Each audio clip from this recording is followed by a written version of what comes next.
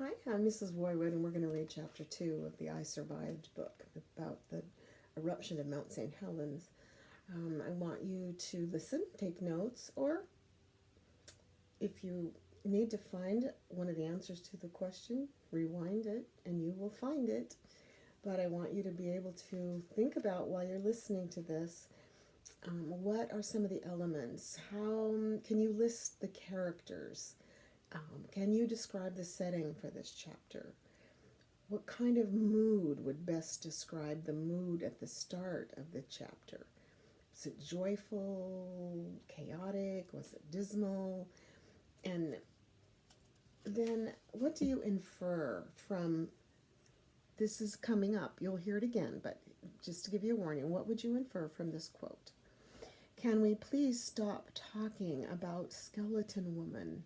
You're giving me the creeps. In your own words, what do you think Eddie means when he said, "You're giving me the creeps"?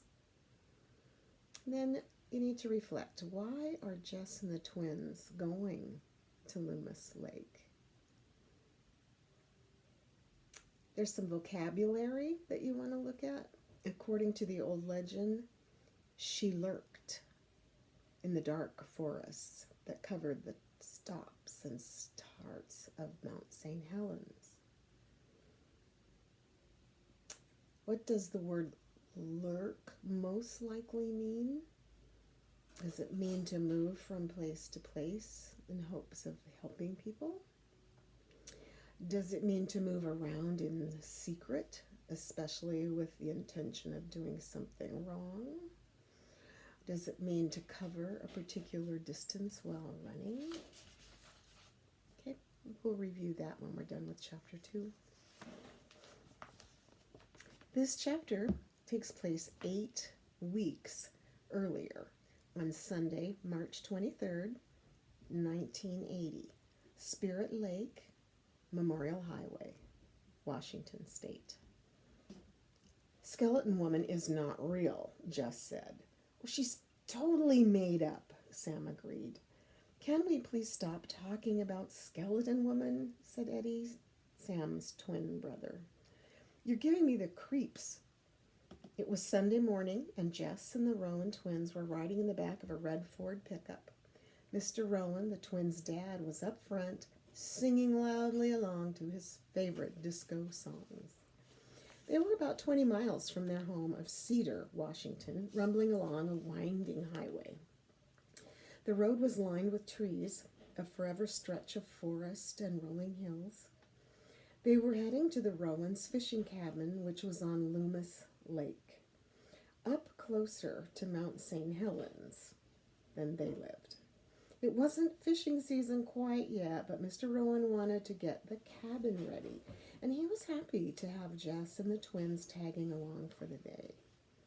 Looking across at the twins, Jess saw 2 matching buzz-cut heads, 4 identical green eyes, and about 10,000 freckles. When they were little, Jess would have done anything to look more like them. She'd blown out her birthday candles with a wish for green eyes instead of brown. She'd even drawn magic marker freckles on her pale skin. But Jess had outgrown that. And anyway, the twins weren't so exactly alike. Eddie was quiet and serious, and Sam never shut up. And he had a fearless streak that sometimes got all 3 of them into big trouble. Like today, for example, Mr. Rowan didn't know the real reason Jess and the boys wanted to get up to the mountain. Skeleton woman. She was an evil woman from a scary old story, kind of like the witch from Hansel and Gretel, but worse, because she supposedly lived around here. She had wild white hair and coal black eyes and rusted metal claws instead of fingers. And according to the old legend, she lurked in the dark forest that covered the slopes of Mount St. Helens. That mountain rose up over the whole valley this very day. But she wandered through the woods searching for children whose bones she used to make her magic powder. It was just a creepy story, the kind you told while you were roasting marshmallows or huddled together at a slumber party. But some of the kids in their school actually believed Skeleton Woman was real. One girl, Missy Samuels, swore Skeleton Woman lived in a broken down shack in the woods near Loomis Lake. That whole part of the forest is cursed, Missy said, flicking one of her curls. It had been last Wednesday, and they were on the blacktop at school. Eddie had impatiently been bouncing a rubber ball, and usually they played kickball at recess, but Missy wouldn't stop yakking about Skeleton Woman. Jess used to be good pals with Missy, but that was about 1,000,000 years ago, before Missy's dad got an important job at the lumber company. And now Missy lived in the biggest house in Cedar. Well, the only big house in Cedar. Skeleton Woman is in those woods, Missy went on. My dad said some of his workers saw her, and now they refuse to step foot in that part of the forest. It's not true, Jess said. They saw her, Jess, Missy insisted. Her clothes were covered with blood. That's just a dumb story, Eddie scoffed. If you are so sure, maybe you should go to the shack yourselves, Missy said. This was starting to sound like a dare. Fine, Sam blurted out. We'll go. Jess and Eddie had shared a look that meant, please, tape Sam's mouth shut now. But it's too late. Fine, Missy said. You better bring a camera, because I will need proof. Within minutes, she babbled to everyone, making it sound like a big joke, with Jess and the twins as the punchline. So, of course, they couldn't back out, which is why they were here on this cold morning, sitting in the back of the red pickup. But what if she's actually there, Eddie asked. And then Jess will take her picture, Sam said. Jess gripped her backpack where she'd put Dad's camera. She felt a pang of guilt because the camera had been Dad's prized possession.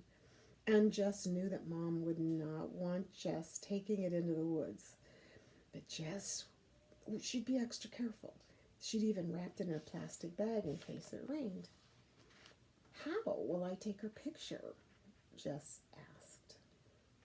Mrs. Skeleton Woman, Sam said. Say cheese. Eddie leaned forward and bared his teeth like a skeleton. Cheese, he growled. A glob of egg glistened on one of his teeth. They all burst out laughing, and Jess's honking giggle mixed with the twins' loud snorts, and it took them all a few minutes to calm down, and Eddie's face got serious again. You guys aren't scared, are you? He asked. Nah, Sam said. No way, Jess lied.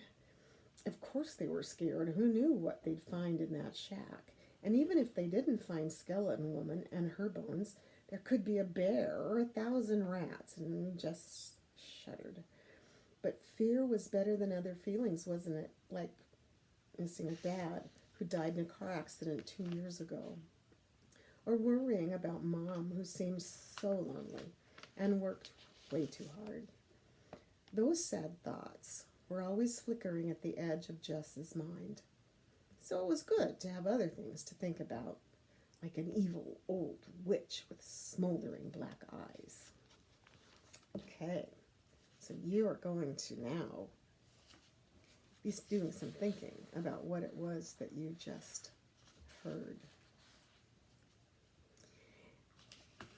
Chapter 2. Why are Jess and the twins going to Loomis Lake? You need to tell us. It's your best adjectives. And then describe the mood of chapter 2. Was it joyful? Was it chaotic? Dismal? Remember to use a complete sentence. And remember your vocabulary word, lurked. What does lurk mean? tomorrow, or maybe even later today if you wish. We can see what happens in chapter 3.